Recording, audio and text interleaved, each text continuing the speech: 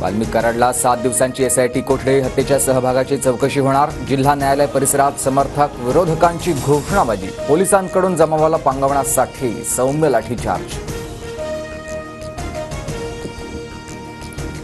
आवादा कंपनीला मागितलेल्या खंडणीत संतोष देशमुखांचा अडथळा होता। कंपनीची बाजू घेत देशमुखांनी आव्हान दिलं होतं, म्हणून कराडसह इतर आरोपींनी देशमुखांची हत्या केली, सीआयडीचा मोठा दावा। हत्येच्या दिवशी वाल्मिक कराडनं संतोष देशमुखांना धमकी दिली। तपास अधिकाऱ्यांचा कोर्टात दावा। अपहरण करून हत्येचा कट रचल्याचा आरोप। कराडनं याआधी केलेल्या गुन्ह्यांची यादीही कोर्टात सादर। फडणवीसांच्या सरकारला डाग लावण्याचा प्रयत्न सुरू। जातीय दंगली घडवणाऱ्या धनंजय मुंडेंच्या टोळीला अजितदादा आणि फडणवीसांनी थांबावं। वाल्मिक कराडला पोलीस कोठडी मिळाल्यानंतर जरांगेंची प्रतिक्रिया।